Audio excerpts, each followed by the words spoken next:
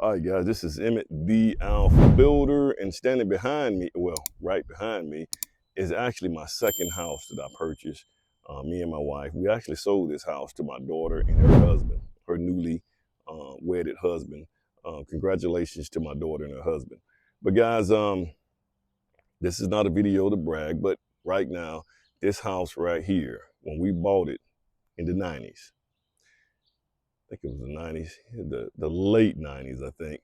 When we bought it in the 90s, the prices of these houses in this neighborhood have doubled since then. We were able to sell it to them for what we bought the house for, which means that that doubling is what they have in equity right now. The other part. So they got about, what, 50% equity in this house? This is not a video to brag, but it's a video to say that what parents should be doing and setting up for the new generation. Now, they bought the house. They were still able to afford to buy the house.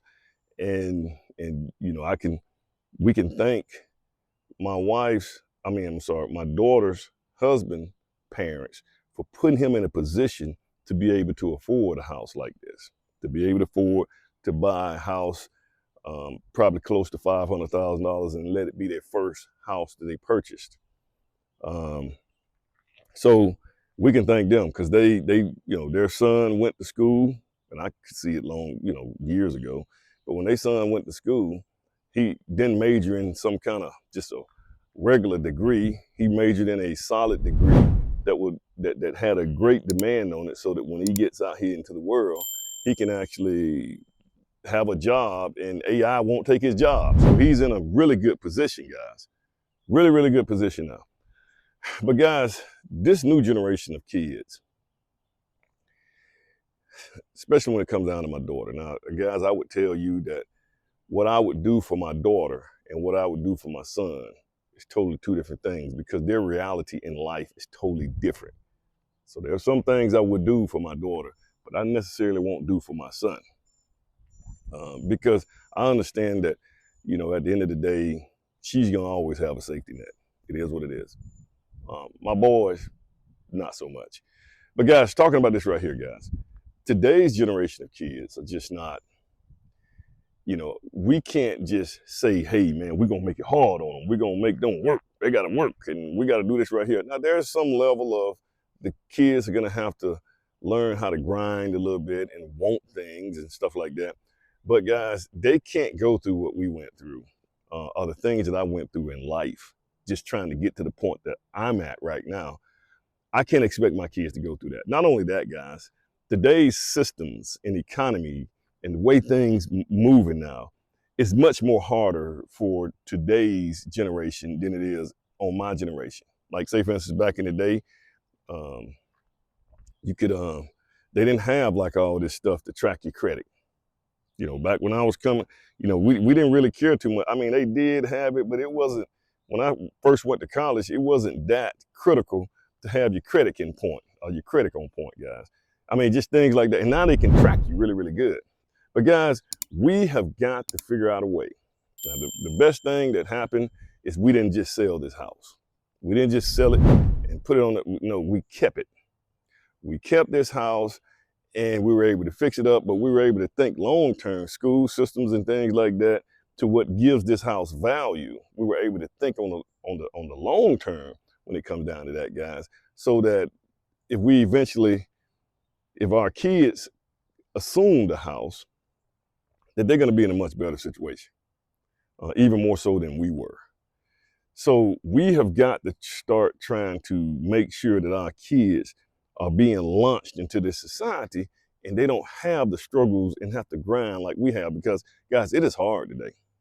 I mean, you look at gas prices, you look at grocery prices right now. I'm finna go buy some groceries.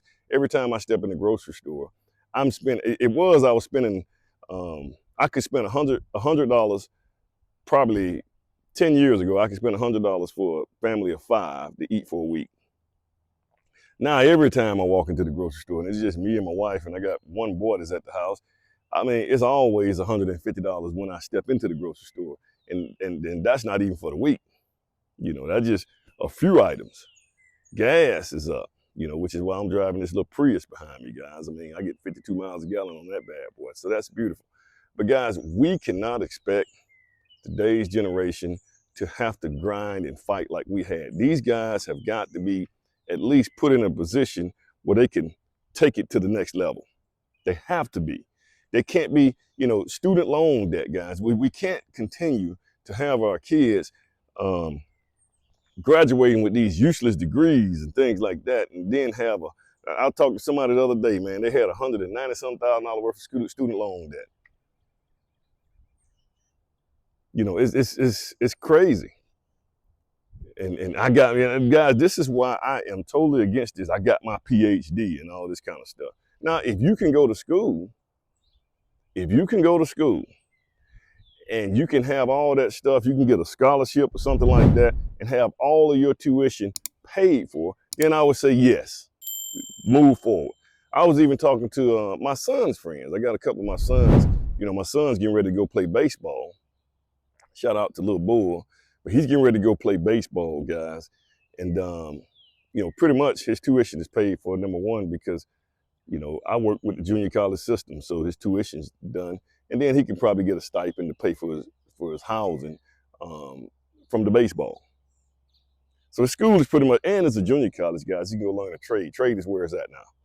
But I was talking to some of the parents, and they were sending their sons to, well, we going to the University of Alabama, Auburn. You know, they going to these colleges, these big 4-year, big giant colleges and stuff like that, guys. Well, guys, to be honest with you, and especially if you don't have a football scholarship or some kind of scholarship or academic scholarship where everything's paid for, to me, it makes absolutely no sense to go to those colleges at least for the first 2 years. I would go to a JUCO, a junior college, for 2 years. Tuition is much lower. And then if you decide you want to go to a 4-year college, you can transfer yourself into a 4-year college. They're gonna take your credit hours that you got from the JUCO, and they're gonna transfer it to them to the 4-year college. And so you're gonna start out almost as a junior. And you can, so now you're not spending all this money on the front end, $20-some thousand a year on tuition.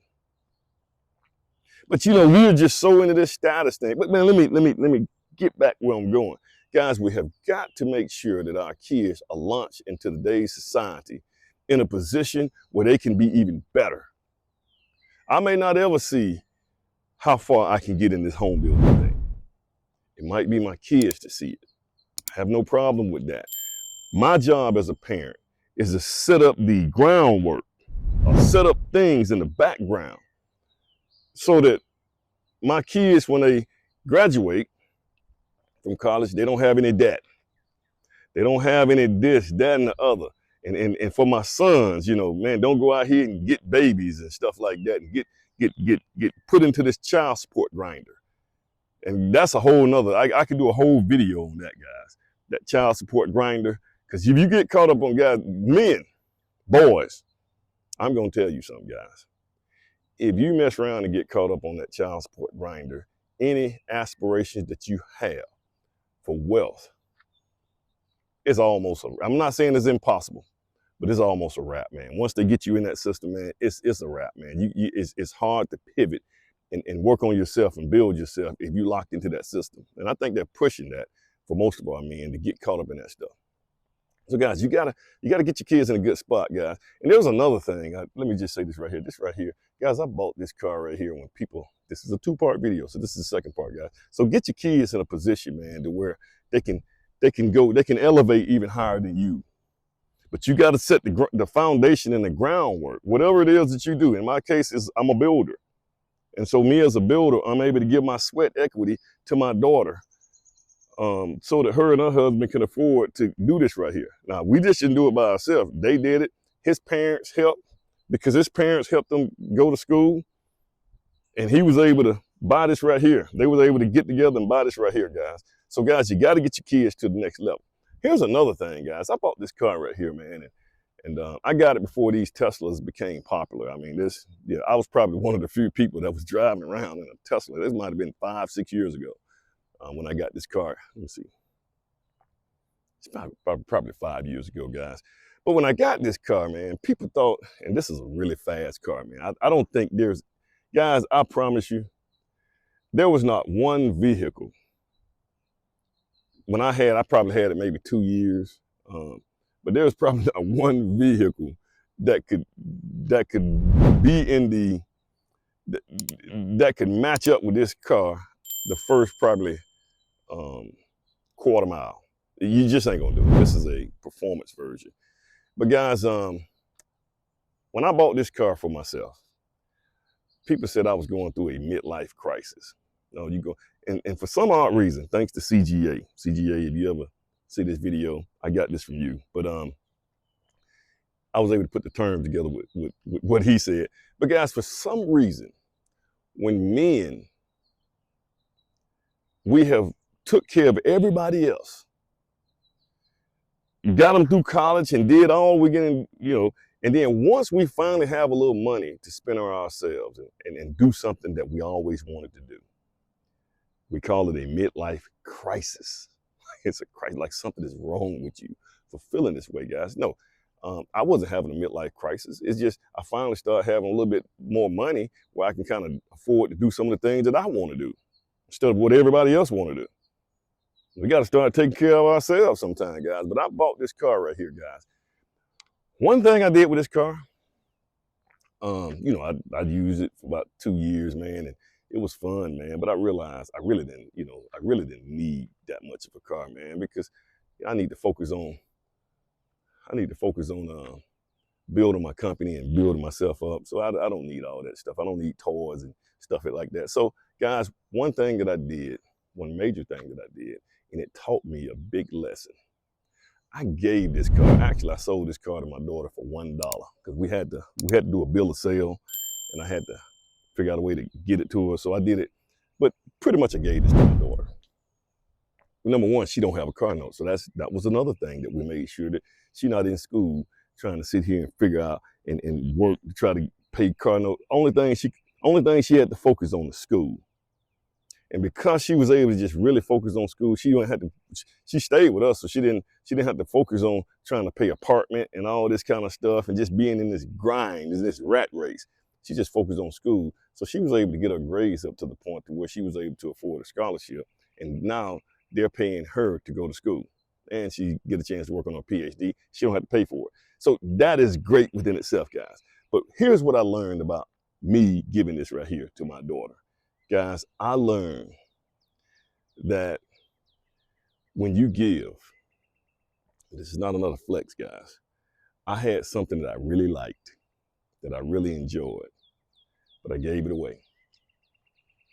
I gave it away, and what I realized with giving it, and I don't know, guys, if it's something there's probably some kind of science to this right here that makes it works like this. We just hadn't figured out how the science work together.